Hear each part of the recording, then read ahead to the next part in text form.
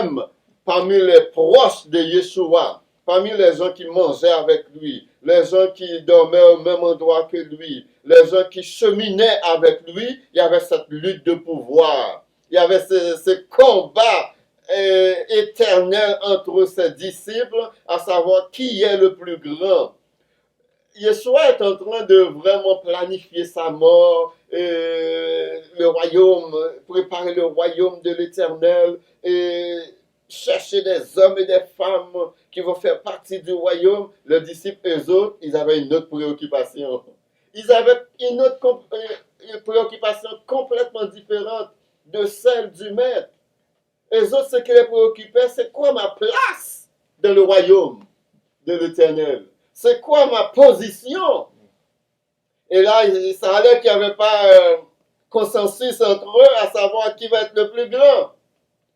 Mais à chaque fois, Yeshua, c'est toujours, même s'il ne l'exprime pas, il va fouiller dans leurs pensées pour aller décortiquer leurs pensées et aussi les amener sur le vrai chemin. Aujourd'hui, ça n'a pas changé. Les hommes sont toujours en quête de pouvoir, en quête d'autorité. Les hommes veulent toujours être le plus grand. Les hommes veulent toujours être le plus connu. Les hommes veulent toujours être le plus renommé. Les hommes veulent toujours être celui dont on parle, dont tout le monde parle. Oh, ça c'est un grand prédicateur. Oh, ça c'est un grand enseignant de la parole. Oh, cet homme-là est puissant. Oh, quand cet homme-là prêche, quand cet homme-là, cette femme-là parle, toute la terre est suspendue à ses lèvres. C'est un homme qui a une grande prestance. Oh, les hommes cherchent du pouvoir. Les hommes cherchent à être le plus grand. Les hommes cherchent à être connus. Les hommes cherchent à ce que tout le monde les mette sur un piédestal. Mais Yeshua va dire, eh bien, si tu veux de la hauteur, il faut te mettre dans la bassesse. Si tu veux être grand, il faut que tu sois le plus petit. Si tu veux un jour que les anges te servent dans les cieux, si tu veux un jour que les anges soient à ton service dans les cieux, eh bien, sois au service des anges sur la terre actuellement.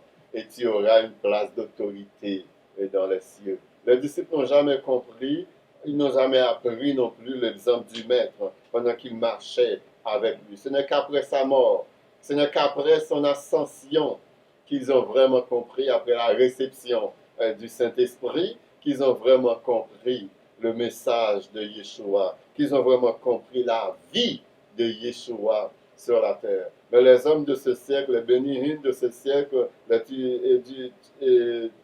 Jakes de ce siècle, les Joel Osteen de ce siècle, les Creford Dollar de ce siècle, ces gens-là veulent être riches. Ils disent c'est le royaume et le royaume maintenant. Nous n'avons pas le temps d'attendre. Nous n'avons pas le temps d'attendre l'établissement. Nous n'avons pas le temps d'attendre que la nouvelle Jérusalem, dont nous parle le livre de l'Apocalypse, qui va descendre du ciel d'auprès de l'Éternel. Nous n'avons pas le temps pour ça. On veut le royaume et on veut le royaume maintenant. Donc ils se sont arrangés, ils se sont arrogés aussi le droit de créer leur propre royaume et de créer leur propre évangile qu'on appelle l'évangile de la prospérité. Tout à fait. Quelle leçon d'humilité que Yahshua avait donnée à ses disciples. Il y a un passage biblique qui nous dit que l'humilité précède la gloire. Justement, l'orgueil précède la chute. Tout à fait. Les prédicateurs de la prospérité, on parle de prospérité, inondent les ondes avec le message de prospérité qui se résume en « Soyez bénis ». L'autre, comme on parle des grands prédicateurs de ce siècle qui prônent la prospérité, la richesse, la grosse bénédiction, l'auto-justification de Joel Osteen, pasteur de la plus grande église d'Amérique, qui a dit lors d'un entretien avec Oprah Winfrey, dans son manoir au Texas, ce monsieur-là, il avait dit que Yahshua est mort pour que nous ayons une vie abondante. Il a dit que Yahshua est mort pour que nous ayons une vie abondante. Mais, dans Jean chapitre 6, verset 44, Yahshua a dit, « Nul ne peut venir à moi si le Père qui m'a envoyé ne l'attire, et je le ressusciterai au dernier jour. Eh bien, lorsque le Père de Yahshua, Yahweh, notre Créateur, attire ce monsieur-là, qui pense que Yahshua est mort pour que nous soyons bénis, ou que nous ayons de l'abondance, lorsque ses yeux s'ouvriront, lorsque ses yeux vont s'ouvrir ou s'ouvriront, eh bien, il comprendra qu'il est important de ne pas prendre quelques versets hors de leur contexte pour chercher à comprendre un sujet biblique, mais qu'il faut étudier tous les versets traitant du même sujet. Parce que c'est très important, des fois, un verset, on peut prendre un verset, on fait une doctrine avec un verset, pourtant la Bible peut elle-même nous donner l'explication de ce verset.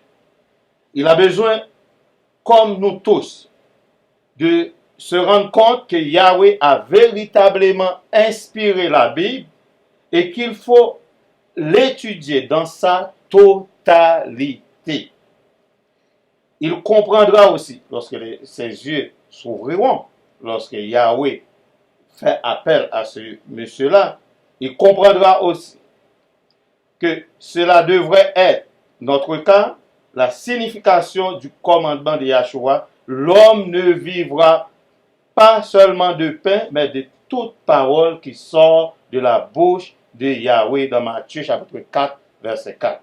Yahshua appelait l'Ancien Testament la parole de Yahweh, car c'était les seuls écrits qui existaient à son époque sur la terre, puisque le Nouveau Testament n'avait pas encore été rédigé à cette époque-là. Ainsi, chacun des 66 livres sur la classification moderne de la Bible est inspiré par Yahweh et révèle sa pensée sur n'importe quel sujet. Il faut que nous comprenions profondément cela. Nous devrions laisser la Bible s'interpréter elle-même. Autrement dit, si un verset spécifique est difficile à comprendre, nous devons étudier tous les versets qui traitent du sujet avec sincérité et rigueur pour comprendre la vérité enseignée dans la parole divine. En agissant ainsi, nous réalisons que l'idée selon laquelle Yahshua serait mort pour que nous puissions avoir des choses matérielles est complètement fausse et même ridicule, car la Bible est parfaitement claire sur la raison de la mort de Yahshua. Éphésiens chapitre 1 verset 7 nous dit: en lui nous avons la rédemption par son sang, le pardon des péchés, selon la richesse de sa grâce. Yahweh inspira l'apôtre Paul à déclarer pourquoi Yahshua mourut sur la croix et versa son sang pour nous. Nous lisons dans Colossiens chapitre 1 verset 14, en qui nous avons la rédemption par son sang, la rémission des péchés. Voilà la raison pour laquelle Yahshua est mort pour nous. Aussi, pour un peu aller dans la même veine que toi, tout texte pris hors contexte est un prétexte.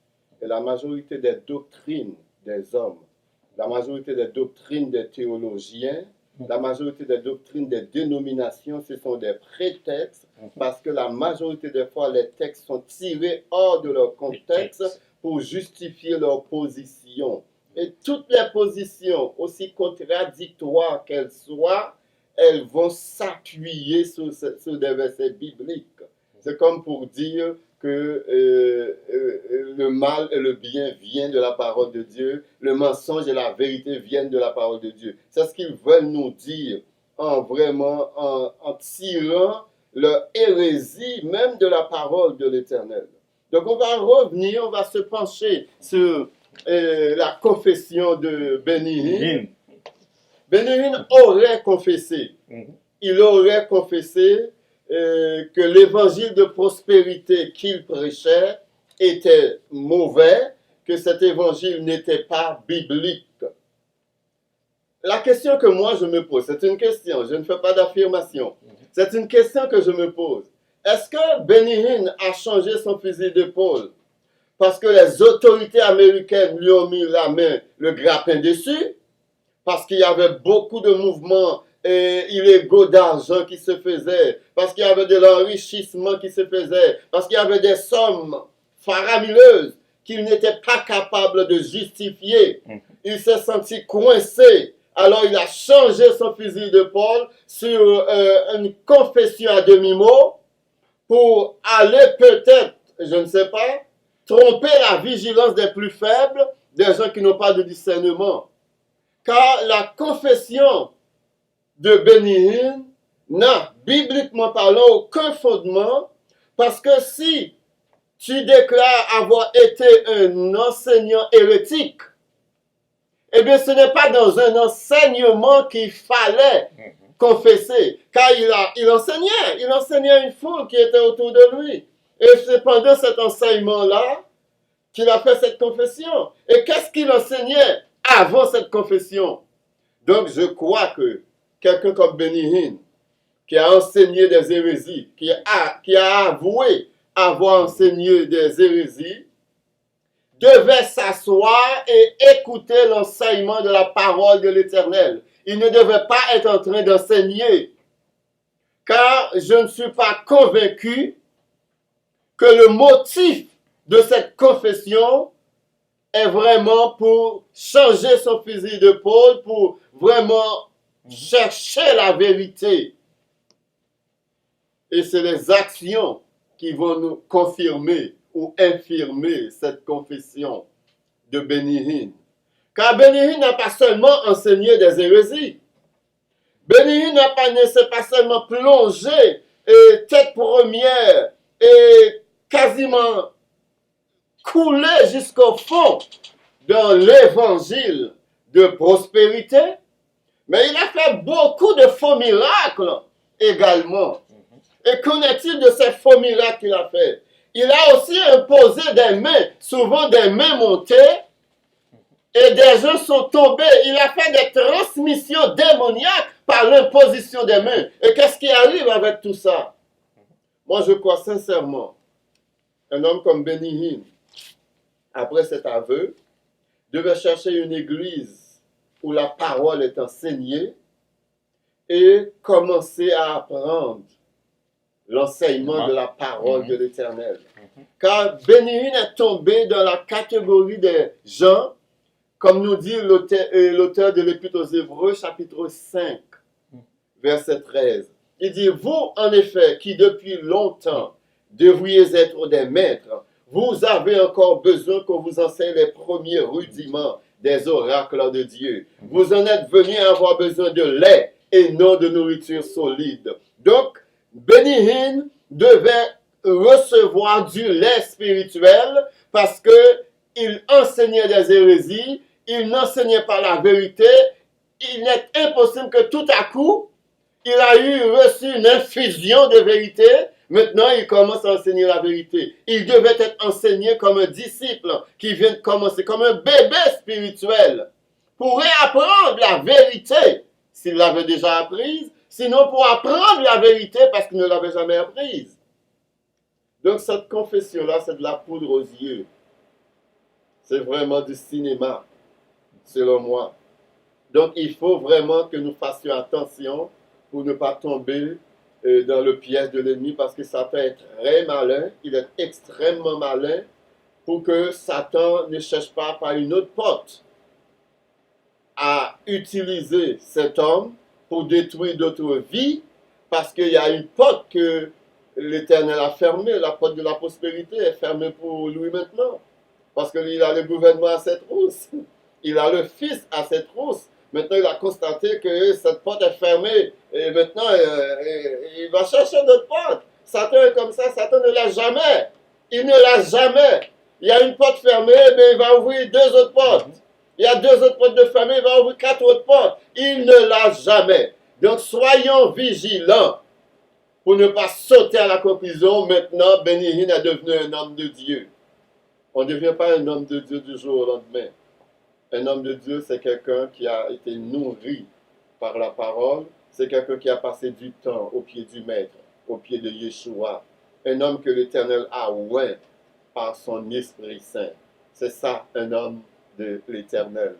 Donc, les hommes qui recherchent par tous les moyens à être le premier, les hommes qui recherchent par tous les moyens le pouvoir, les hommes qui recherchent par tous les moyens la domination, la notoriété sur les autres, eh bien, ils ne manquent pas de stratégie, ils ne manquent pas de stratagème pour parvenir à leur fin. Tout à fait. Si Bénin connaîtrait vraiment la vraie repentance ou la vraie conversion, quelle serait la conséquence de ces actes? Nous allons lire dans Hébreux chapitre 6, versets 4 à 6. Hébreux chapitre 6, versets 4 à 6. Et Hébreux chapitre 10 aussi. Hébreux chapitre 6, versets 4 à 6. Car il est impossible que ceux qui ont été une fois éclairés, qui ont goûté le don céleste, qui ont eu part au Saint-Esprit et qui ont goûté la bonne parole de Yahweh et les puissances du siècle à venir, et qui sont tombés, soient encore renouvelés et amenés à la repentance. Nous allons voir aussi dans Hébreux chapitre 10 aussi. Dans Hébreux chapitre 10, qu'est-ce que Hébreux chapitre 10 nous dit?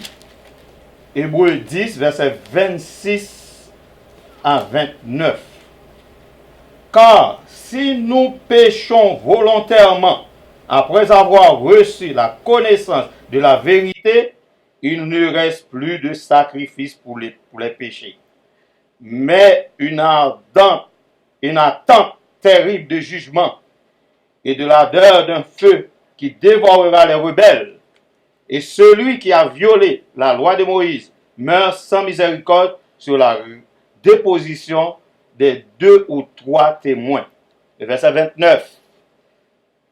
De quel pire châtiment pensez-vous que sera jugé digne celui qui aura foulé aux pieds le Fils de Yahweh, qui aura tenu pour profane le sang de l'alliance par lequel il a été crucifié, qui aura outragé l'esprit de la grâce?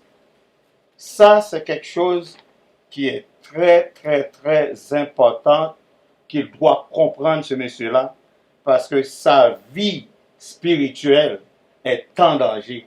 Est-ce que sa conversion, c'est une vraie conversion? L'apôtre Paul lui-même, l'apôtre Paul, pas n'importe qui, lui-même reconnaissait qu'il pouvait s'écarter de la vérité. Dans 1 Corinthiens chapitre 9, verset 27, mais je traite durement mon corps et je le tiens assujetti. Je le tiens assujetti de peur d'être moi-même rejeté après avoir prêché aux autres. Nous voyons aujourd'hui que des gens qui se présentent comme des prédicateurs de la prospérité, qui nous disent n'importe quoi. Yahshua et les apôtres de l'Église primitive suivaient l'exemple des apôtres de l'Ancien Testament. Et ces gens-là criaient bien fort pour dénoncer les péchés. Dans Ésaïe chapitre 58, verset 1. Crie à plein gosier, ne te retiens pas. Élève ta voix comme une trompette et annonce à mon peuple ses iniquités et à la maison d'Israël ses péchés. Il ne fait aucun doute que les apôtres lancèrent des avertissements prophétiques au peuple de Yahweh dans 2 Timothée chapitre 1 verset 1 à 5. Nous allons lire dans 2 Timothée chapitre 1 verset 1 à 5.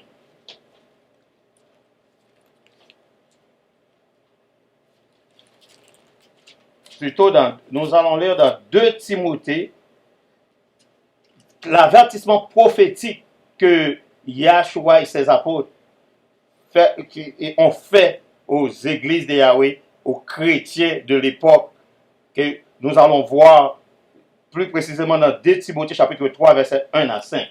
2 Timothée chapitre 3 verset 1 à 5. Sache que dans les derniers jours, il y aura des temps difficiles, car les hommes seront égoïstes, amis de l'argent, fanfarons, hautains, blasphémateurs, rebelles à leurs parents, ingrats, irréligieux, insensibles, déloyaux, calomniateurs, intempérants, cruels, ennemis des gens des biens, traîtres, emportés, enflés d'orgueil, aimant le plaisir plus que Yahweh. Le verset 5, qu'il faut comprendre qu'est-ce qu'on veut dire là-dedans. Ayant l'apparence de la piété, mais reniant ce qui est la force, éloignez-vous de ces hommes-là. C'est des hommes qui se présentent comme les grands prédicateurs qui ont la bonne parole, la bonne nouvelle, ayant l'apparence de la piété. Mais il faut s'éloigner de ces hommes-là. C'est un évangile de prospérité, un mauvais évangile. La prospérité, comme nous avons dit tantôt, la prospérité est biblique. Mais sauf que dans la bonne façon, pas dans cette façon qu'on méprise les pauvres, parce que les pauvres, on pense que les pauvres ont péché. Au contraire, Yahweh nous demande dans sa parole qu'il faut aider les pauvres. Le vrai évangile, c'est d'aider les démunis, les veuves, les pauvres, les gens qui sont mal pris, pour les ramener dans la bonne parole, dans la maison de l'Éternel. Et on peut aussi constater que dans ces temps qui sont les derniers, les hommes ne lésinent sur rien pour vraiment aller chercher de l'argent. Et souvent, la majorité des gens, ceux qui vont s'enrichir, ce sont les plus démunis. Je connais un dirigeant d'église, je ne veux pas citer son nom, qui va appeler des personnes, des membres de son église, un à un, pour les convoquer dans son bureau, pour leur demander comment se fait-il que vous avez un si gros salaire, vous ne payez pas votre dîme?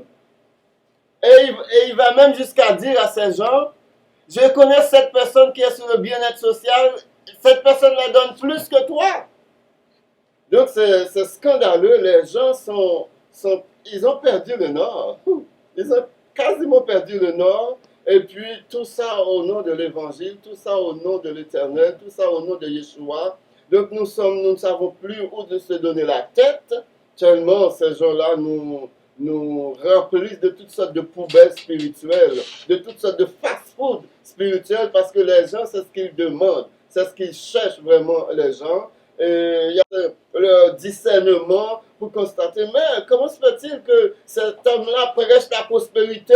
Comment se fait-il que ça fait 10 ans que je suis dans son église, ça fait 15 ans, 20 ans je suis dans son église, je suis toujours pauvre, mais lui s'enrichit de plus en plus. Personne ne se pose la question, la personne devient de plus en plus riche, la personne a des grosses maisons, la personne a des grosses voitures, il y en a même qui font des collections de voitures de luxe. Des téléévangélistes qui font des collections de voitures de luxe, et il y en a qui se promènent en diète privée. Mais leurs membres, leur assemblée, crèvent de faim. Souvent, il y en a qui ne peuvent même pas payer leur maison. Donc c'est scandaleux, c'est un crime qui est en train de se produire présentement au nom de Dieu. Et ça, c'est le business le plus terrible que quelqu'un puisse avoir. Faire de la business au nom de Dieu. C'est la chose la plus terrible que quelqu'un puisse faire. Parce que à la fin des temps, l'Éternel sera sans pitié pour ces hommes.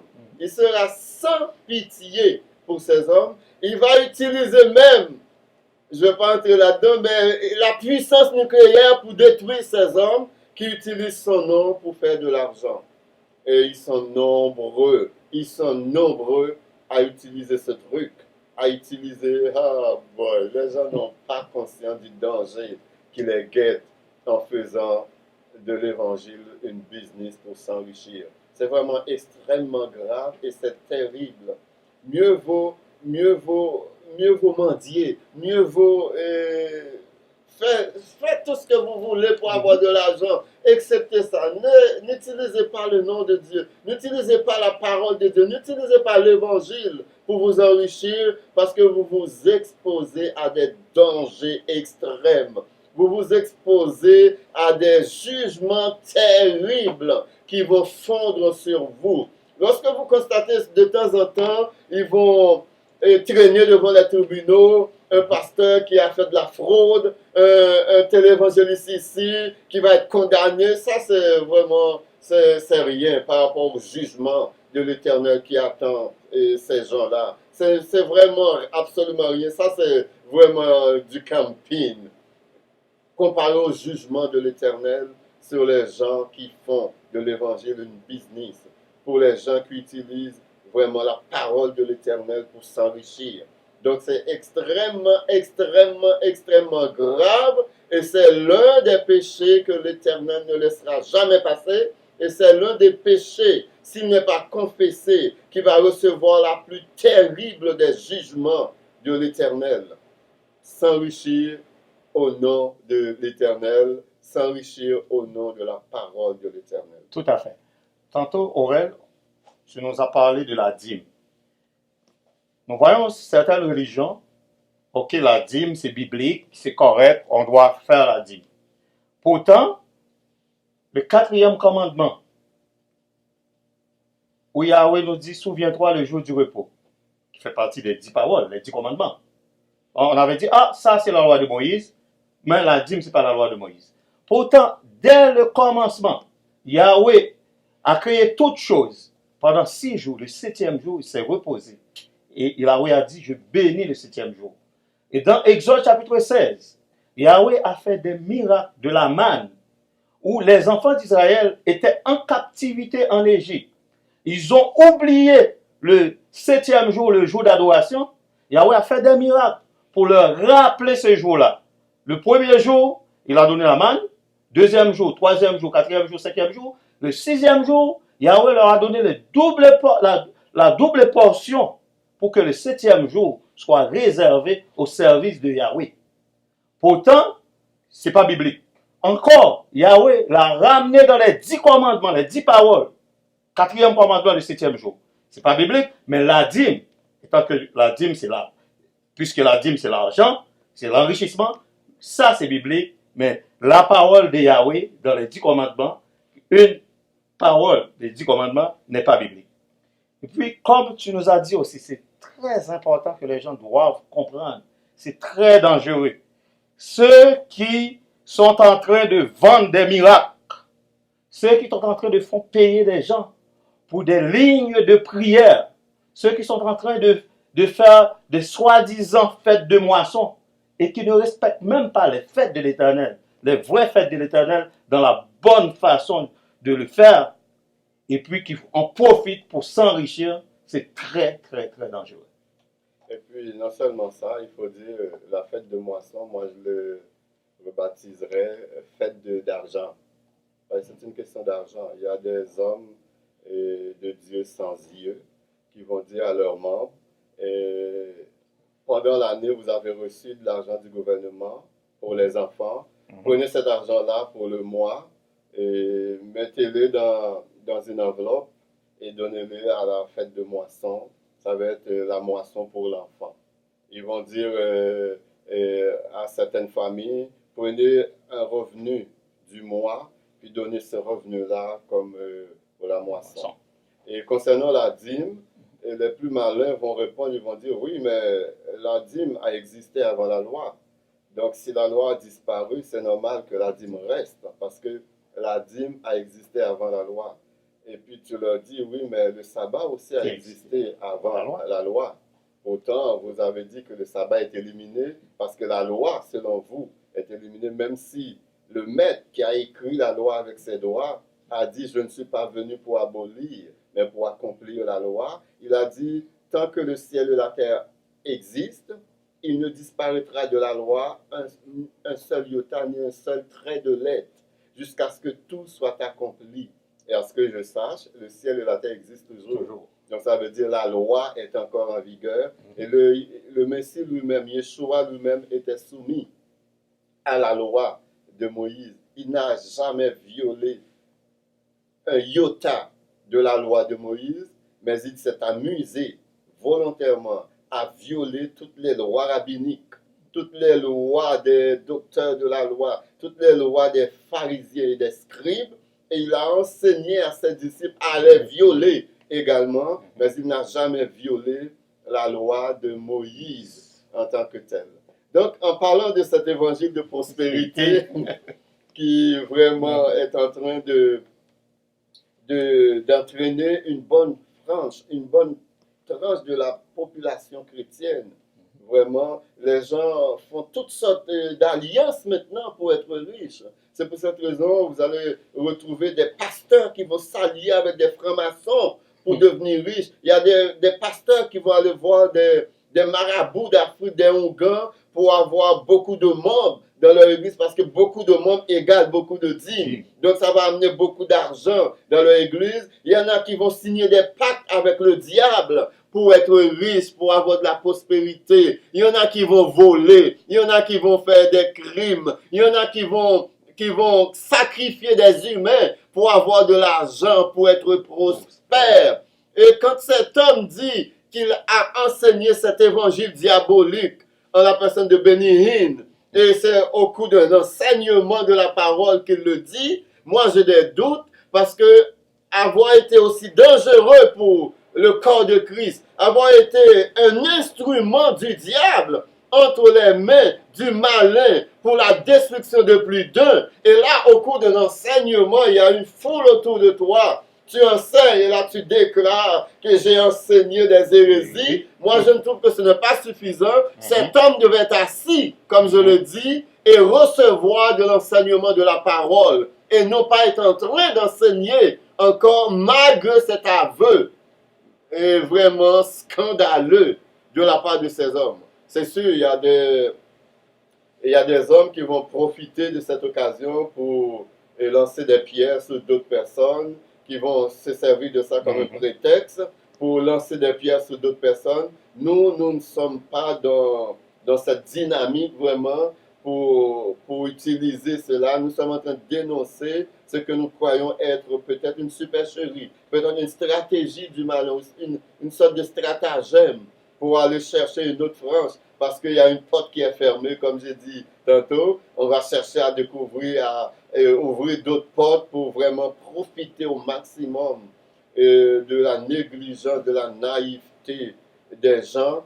Donc je crois qu'une confession sincère, des actions doivent suivre. Il doit se promener et aller rencontrer tous ces gens avec qui il a partagé la chair, tous ces gens avec qui il a enseigné cet évangile diabolique, tous ces gens avec qui il a invoqué des esprits, tous ces gens sur qui il a imposé des mains, qu'il a fait des transmissions démoniaques sur ces gens. Il faut qu'il cherche, comme Zaché avait fait, il faut qu'il cherche à rencontrer toutes ces victimes, le plus de victimes possible, et aller chercher à les libérer et aussi à les exposer à la bonne parole de Christ. Tout à fait, parce que nous voyons aussi que Yahshua, quand il avait rencontré le jeune riche, le jeune lui a dit qu'est-ce que je devrais faire pour avoir la vie éternelle. Il avait dit, première chose que Yahshua avait répondu, observe les commandements. Et il a déclaré et il avait dit tous les commandements qu'on devrait observer. Il ne faut pas dérober tes prochains. Il ne faut pas profiter des plus faibles. Et il avait dit à ce jeune homme aussi, va vendre tous ses biens pour subvenir aux besoins des pauvres. Eh bien, ce monsieur-là béni devrait remettre l'argent qu'il a pris, l'argent qu'il a pris de façon malheureuse, ou l'argent qu'il a mal pris entre les mains des gens, des pauvres personnes. Il devrait aussi, si ces personnes-là ne se présentent pas, il devrait aussi donner ces argents-là à des pauvres, à des pauvres pour subvenir à leurs besoins. Au moins, là, on va voir qu'il y a une action. Et qu'est-ce que Yahweh nous demande? C'est aussi simple. Un petit verset dans Michée, chapitre 6, verset 8. On t'a fait connaître aux hommes ce qui est bien. Et ce que l'Éternel demande de toi, c'est que tu pratiques la justice, que tu aimes la miséricorde et que tu marches humblement avec ton Elohim, avec ton Yahweh. C'est aussi simple. Yahweh nous demande d'être juste. Yahweh nous demande d'aider les autres, d'avoir l'hospitalité, de subvenir aux besoins des pauvres. C'est aussi simple. Mais nous prêchons de préférence un évangile de prospérité. Un évangile qu'on devient égoïste, qu'on n'a même pas la pitié pour des autres, qu'on n'a même pas levé le petit doigt pour dire aux autres qui est à côté de nous, il a des besoins, il faut subvenir à ses besoins, il faut l'aider. Mais on devient égoïste, on prêche un évangile de prospérité, mais on oublie l'évangile que la Bible nous indique de prêcher, de subvenir aux besoins des autres et de subvenir aux besoins de toute la communauté pour le bien-être de tous. Et puis quand tu viens en aide à des gens qui sont démunis, ce n'est pas un spectacle. Il ne faut pas se donner un spectacle pour montrer aux gens, regarde comment je suis généreux, je donne. Je connais un pasteur qui fait ça, il s'arrange pour que des caméras soient là, puis il transporte des sacs de riz pour montrer qu'il distribue de la nourriture aux pauvres. Donc ce n'est pas un spectacle. La Bible dit que ta main droite ne sait pas ce que ta main gauche fait. Donc ces gens, ils font toutes sortes de cinéma au nom de l'Éternel, toutes sortes de manigances au nom de l'Éternel. Et puis, à un moment donné, ce qui est arrivé dans Matthieu chapitre 7, verset 21, c'est ce qui va leur arriver. Lorsqu'ils vont se présenter devant Yeshua au jugement dernier, ils vont dire, l'Éternel, j'ai donné aux pauvres, j'ai fait des miracles, j'ai chassé des démons, j'ai prophétisé en ton nom. Yeshua va dire, je ne vous connais pas. Retirez-vous de moi, vous qui commettez l'iniquité. Et lorsqu'il dit vous qui commettez l'iniquité, la traduction n'est pas très parfaite. Ce que Yeshua veut dire, retirez-vous de moi, vous qui êtes anomia. Et anomia, veut dire sans loi. C'est-à-dire que ce sont des gens qui n'observaient pas la loi de l'Éternel. Il va leur dire, retirez-vous de moi, en dépit de vos abondances, en dépit de vos œuvres, en dépit de vos prophéties, en dépit de vos miracles, en dépit que vous, même si vous chassiez des démons, je ne vous connais pas, parce que ces choses n'étaient pas faites vraiment avec une bonne intention, avec le Saint-Esprit de l'Éternel. Donc c'est mon conseil pour Benny Hinn. S'il veut vraiment que sa confession soit sincère devant l'Éternel, c'est de restituer tout ce qu'il avait volé pendant la prédication pendant son évangile de prospérité. Et deuxièmement, de demander à l'Éternel de le diriger, de le mettre sur le chemin de tous ceux pour lesquels il a fait des faux miracles et toutes les transmissions démoniaques qu'il a fait en imposant des mains montées à des gens. Il faut qu'il rencontre ces gens-là, ou bien il faut qu'il fasse une sorte de réunion vraiment plénière où ces gens-là seraient présents et avec l'âme qu'il confesse vraiment et qu'il vraiment cherche de tout son cœur l'Éternel des armées et qui sait, peut-être l'Éternel aura pitié de lui. Tout à fait. Mais nous voyons que Yahshua nous a tout dit, la Bible nous a tout dit concernant qu'est-ce qu'on recherche lorsqu'on est chrétien? On recherche l'accès au royaume de Yahweh. On travaille présentement dans l'enseignement de sa parole pour hériter son royaume. Les pratiques des vertus chrétiennes qui nous sont données dans l'accès au royaume de Yahweh, si nous lisons dans 2 Pierre chapitre 1, verset 3 à 11, nous voyons toute la description, tout ce que Yahweh nous demande pour avoir l'accès à son royaume. Et j'ai jamais vu le mot prospérité là-dedans. Nous lisons dans 2 Pierre chapitre 1, verset 3 à 11. Comme sa divine puissance nous a donné tout ce qui contribue à la vie et à la piété au moyen de la connaissance de celui qui nous a appelés par sa propre gloire et par sa vertu, lesquels nous assurent de sa part les plus grandes et les plus précieuses promesses, afin que par elles vous deveniez participants de la nature divine, en fuyant la corruption qui existe dans le monde par la convoitise. À cause de cela, faites tous vos efforts pour joindre à votre foi la vertu, à la vertu la science, à la science la tempérance, à la tempérance la patience, à la patience la piété, à la piété l'amour fraternel, à l'amour fraternel la charité. Car si ces choses sont en vous, et y sont avec abondance, elles ne vous laisseront point oisifs, ni stériles pour la connaissance de notre Seigneur Yahshua. Mais Celui en qui ces choses ne sont point est aveugle, il ne voit pas loin, et il a mis en oubli la purification de ses anciens péchés. C'est pourquoi, frères, appliquez-vous d'autant plus à affermir votre vocation et votre élection, car en faisant cela, vous ne broncherez jamais.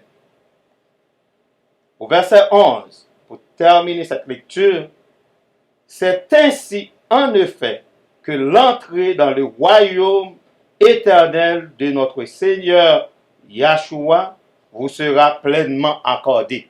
Pour que l'entrée dans le royaume de notre Seigneur Yahshua soit pleinement accordée à ses disciples, à ses chrétiens, c'est ces vertus-là, la science, la patience, la connaissance, la piété, l'amour fraternel. Il faut avoir toutes ces choses-là et avoir ces choses-là en abondance. Ce n'est pas la prospérité, mais c'est ces choses-là que Yahweh nous demande d'avoir pour avoir l'accès à l'entrée au royaume de notre Créateur. Moi, je vais conclure avec aussi un passage de la parole dans Matthieu chapitre 20, à partir du verset 20, qui est très important. Alors la mère des fils de Zébédée s'approcha de Yeshua avec ses fils, 2 fils, et se prosterna pour lui faire une demande. Yeshua sait déjà qu'est-ce qu'il y a dans sa tête. Il lui dit, « Que veux-tu » ? « Ordonne, lui dit-elle, que mes 2 fils que voici soient assis dans ton royaume. L'un à ta droite, l'autre à ta gauche. » Ça veut dire, pas de place pour les autres là. Les autres disciples, les 10 autres là, laisse-les de côté, puis mes 2 fils là, un à ta droite, un à ta gauche. Yeshua répondit, vous ne savez pas ce que vous demandez, madame. Pouvez-vous boire la coupe que je dois boire? Nous le pouvons, dit-il. Et il leur répondit, il est vrai que vous boirez ma coupe, mais pour ce qui est d'être assis à ma droite et à ma gauche, cela ne dépend pas de moi et ne sera donné qu'à ceux à qui mon Père l'a réservé. Les 10 autres, parmi les 12 disciples, la mère s'est présentée avec 2. Les 10 autres, ayant entendu cela, furent indignés contre les 2 frères. Yeshua les appela et dit, vous savez que les chefs des nations les tyrannisent et que les grands les asservissent. Il n'en sera pas de même au milieu de vous, mais quiconque veut être grand parmi vous, qu'il soit votre serviteur, et quiconque veut être le premier parmi vous, qu'il soit votre esclave. C'est ainsi que le Fils de l'homme est venu, non pour être servi, mais pour servir et donner sa vie comme la rançon de plusieurs. Donc tous ceux qui cherchent la prospérité pour faire partie de la haute société, tous ceux qui cherchent la prospérité pour être le premier, eh bien Yeshua vous dit, vous faites fausse route. Il faut être le serviteur de tous, il faut être le dernier. Dernier conseil pour vous, chers frères et sœurs. Ne cherchez jamais l'amour de l'argent, car l'amour de l'argent, c'est la racine de tous les maux. Que le Seigneur vous bénisse.